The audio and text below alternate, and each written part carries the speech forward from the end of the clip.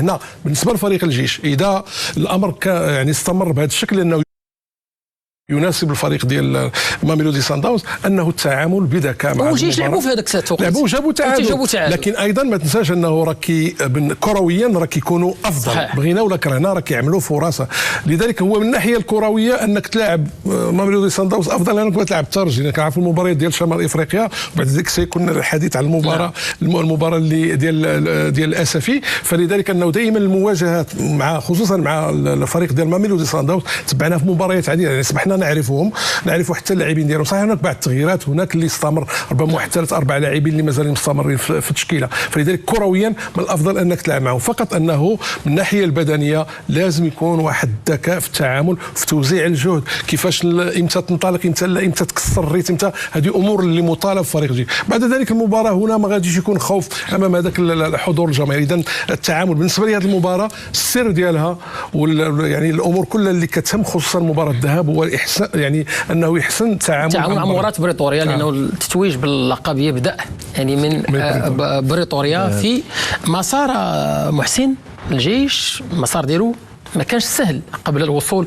الى المباراه النهائيه. كان في المجموعه كان في يونغ افريكانز، تنزاني، شبيبه القبيل والاهلي المصري، وكان مطالب على الاقل نتيجه تعادل يعني في المقابله الاخيره، لان كان معروف يعني الفريق يونغ افريكانز سيفوز يعني بالحصه التي يحتاجها امام القبيل، وذلك ما حصل. وبالتالي كان الجيش مطالب على الاقل بنتيجه التعادل امام الاهلي المصري. ثم بعد ذلك واجه حامل لقب بيراميدز وتجاوزه يعني في المقابله كان تعادل معه وجاب تنتزع يعني البطاقه ديال الصعود من يعني مقابله ديال الاياب. فبالتالي هذه الامور ايضا ربما تساعد في تكوين شخصيه الجيش، المناعه والحصانه ديال فريق الجيش الملكي وهو في طريقه الى المباراه النهائيه لمواجهه سان داونز. طبعا انتصارات وخاصه في المباريات الاخيره. طبعا اذا تجاوزنا الحديث عن دور المجموعات كنلقاو بان هناك قفز ديال حواجز كبرى. الانتصار ملي كيعطيك انتصار كتكون الشخصيه على المستوى النفسي طبعا، وعلى المستوى الذهني الجماعيه ديال الفريق. كتولي الثقه عند هذا الفريق اللي هو متميز اصلا، فريق متميز، الفريق اللي الان تطور كثيرا، واللي كيبان بانه طبعا في ظل المقابلات اللي لعب مع الاهلي والبيراميدز بدانا نتحدث على البطل. الا لاحظتي بدينا كنتحدثوا على البطل بشكل قبلي، على ان الجيش عنده امكانيه. هو راه قدم ملامح في الموسم الماضي، لولا التدبير كان سيء لمقابله الذهاب مع بيراميدز وفاز ايابا من جوج اعطى اشارات. كان الموسم الماضي كانت الفرصه ممكنه ايضا للتتويج. كان عنده جوج المشاكل، كان عنده مشكل في الدفاع وصحوا الان مندي والودني، وكان عنده مشكل في راس الحربه. الان تجاوزوا انه ما كيلعبش براس الحربه لان الخطه الى الان كيف على حسب اللاعبين.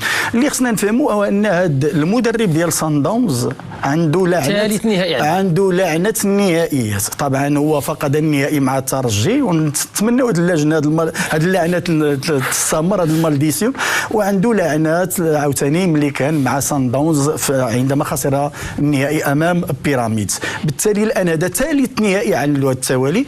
الفرق هو ان سان داونز تطور في لاعبيه، ولا مع البرتغالي يعرف كيف يدافع، يعرف كيف يهاجم، اصبح اكثر تنظيما.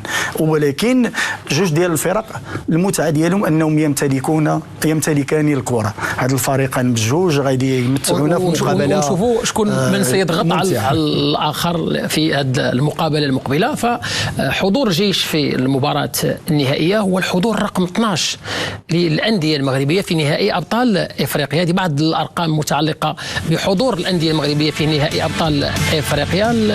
حضر عن طريق الوداد في 6 مباريات نهائيه، الرجاء حضر ايضا 4 مرات في المباراه النهائيه، والجيش للمره الثانيه سيحضر في نهائي ابطال افريقيا. هذه ارقام ديال الثلاثي المغربي الذي نجح يعني في الوصول الى المباريات النهائيه لدوري ابطال افريقيا والتتويج به في يعني نسخه يعني المتعدده.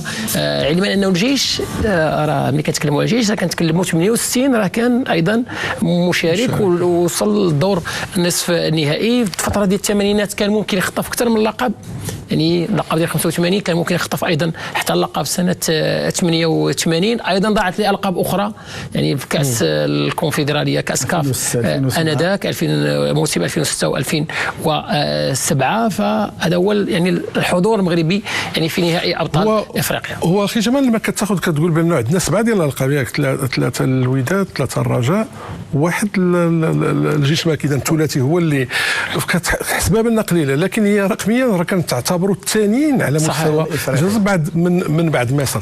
بالاضافه اننا في فتره من الفترات لم نكن نشارك بالفعل في البدايات، لكن ايضا ما نساوش ايضا حتى النهايات اللي ضاعوا من الفرق ديالنا، فلذلك يعتبر يعني شيء جيد بالنسبه لنا. تعودنا انه نشوفوا الوداد في الفتره الاخيره، فشيء جيد انه شفنا فريقين في نصف النهائي. اذا الجيش هو اللي كما كنقولوا غيحمل المشعل بالنسبه لهذه النسخه، ونتمنوا انه ايضا يكون حاضر في مبارياته في نسخ اخرى. وايضا عوده الوداد الواجهه ايضا المغرب الفاسي اللي كنشوف ايضا اللقطه ديالو ودوك الامكانيات اللي عندها ايضا تكون حاضره بالنسبه ايضا الكثير هو الاساسي هو يعني لان الاشكال في القاره الافريقيه مقاعد محدوده بالنسبه للبطولات القويه ومن منها الدوري المغربي. في النهايه انه من سيمثل الدوري المغربي راه مطالب بالمنافسه على اللقب سواء في الكونفدراليه او في دوري ابطال افريقيا، لانك تكون في القمه ديال الدوري المغربي كتعطيك افق. صحيح، ولكن تكلمنا على انه ايضا هذا الشكل اللي غادي عليه الدوري المغربي والتفوق اللي كاين ايضا اللي واضح على مستوى